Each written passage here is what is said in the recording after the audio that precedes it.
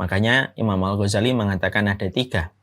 Ada mereka yang diperbudak dengan hawa nafsunya. Jadi mereka betul-betul diperbudak oleh hawa nafsunya, sampai kemudian mereka itu menjadikan Tuhan mereka itu adalah hawa nafsunya. Mereka kemudian diperbudak oleh hawa nafsunya. Ada yang kedua yang mereka berjuang setiap waktunya untuk melawan hawa nafsunya. Terkadang dia menang, terkadang dia kalah. Ada yang ketiga, orang yang sudah mampu menyapih nafsunya, meletakkan nafsunya pada rendahnya kaki kehidupannya, dan dia berjalan sesuai dengan basirah dan sesuai dengan petunjuk. Makanya inilah perkara yang penting. Berarti kita tidak akan mampu menjaga hati kita sampai kita memiliki referensi tentang masalah nafsu yang sebenarnya ini merupakan perkara yang berkaitan tentang hati.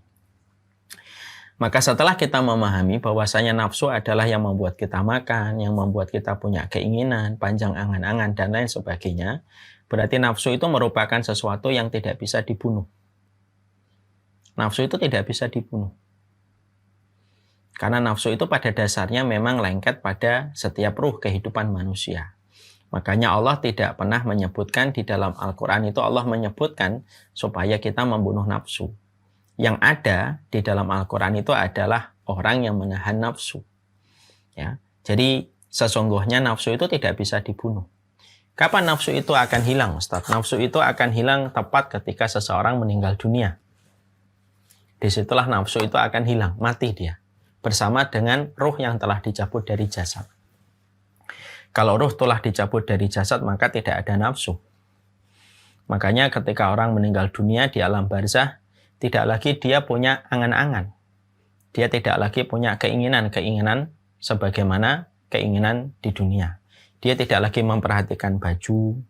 Ketika orang sudah di alam barzah, tidak lagi memperhatikan menu makanan, tidak lagi memperhatikan bagaimana berhubungan suami istri ketika mereka sudah di dalam alam barzah.